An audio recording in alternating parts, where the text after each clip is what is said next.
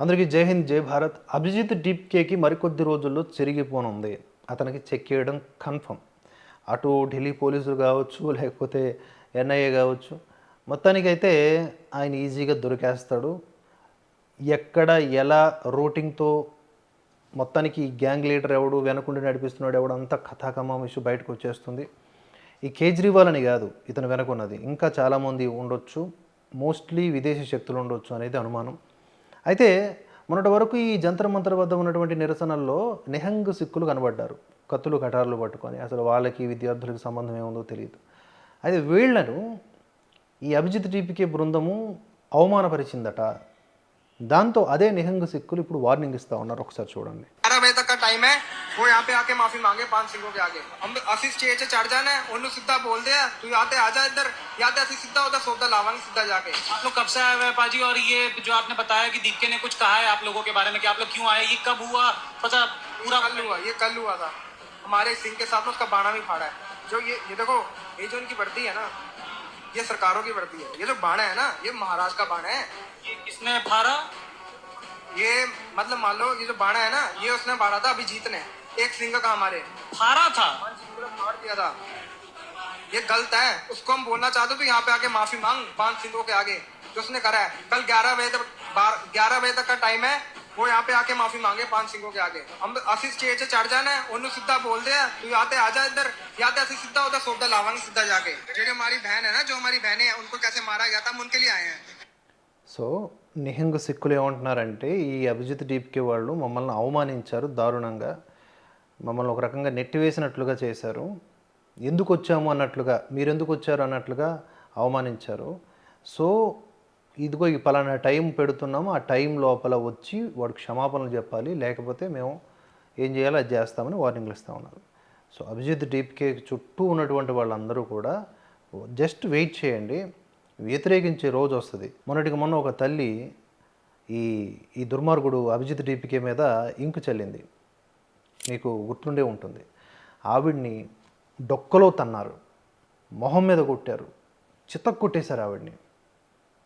ఆవిడ కూడా ఒక విద్యార్థి తల్లి, ఒక విద్యార్థిని కోల్పోయిన తల్లి. ఆవిడ వీళ్ళ యొక్క వికృత చేష్టలు చూసి, వీళ్ళ యొక్క హిందూ వ్యతిరేక నినాదాలు చూసి, సరే వీళ్ళని నమ్మొస్తే నా బిడ్డకి ఏదో న్యాయం జరుగుతుందని ఇట్లా బిహేవ్ చేస్తున్నారని చెప్పి ఇంకుతో కొట్టింది.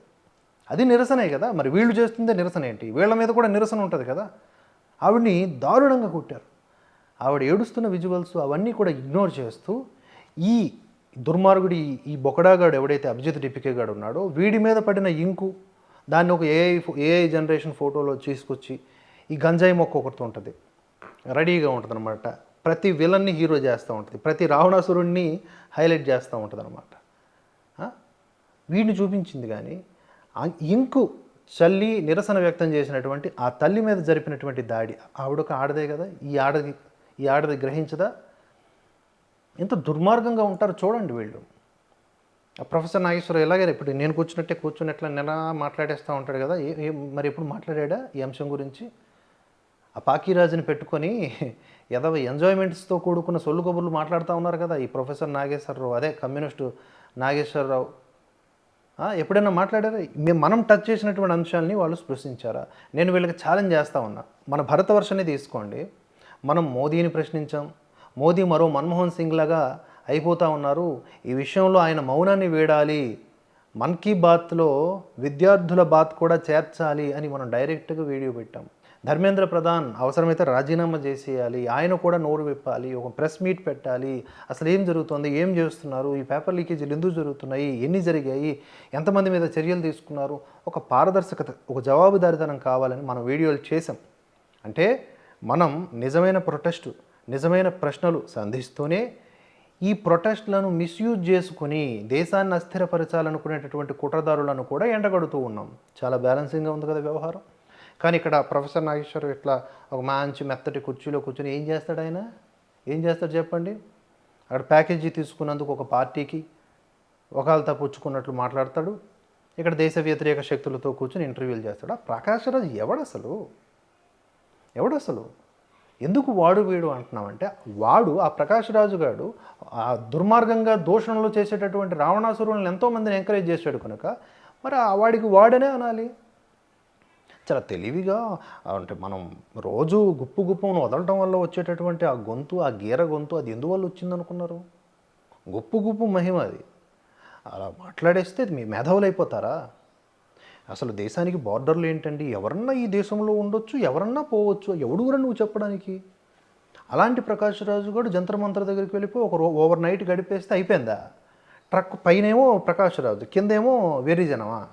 కింద ఉండాలా, నలగాల, నలిపించుకోవాలా, పోలీసులతో తన్నులు తినిపించుకోవాలా?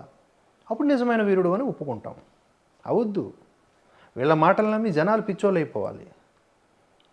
వీళ్ళ మాటలు నమ్మి వీళ్ళ అర్బన్ నక్సల్స్ మాటలు విని జనాలు అడవుల్లోకి పోయి జనాలకు వ్యతిరేకంగా జనాలను కాపాడేటటువంటి జవాన్లను చంపాలి.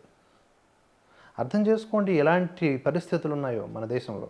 నెక్స్ట్ ప్రకాష్ రాజ్ వీడియోకి నేను కౌంటర్ వీడియో చేస్తాను. Stay with me. జై హింద్, జై భారత్.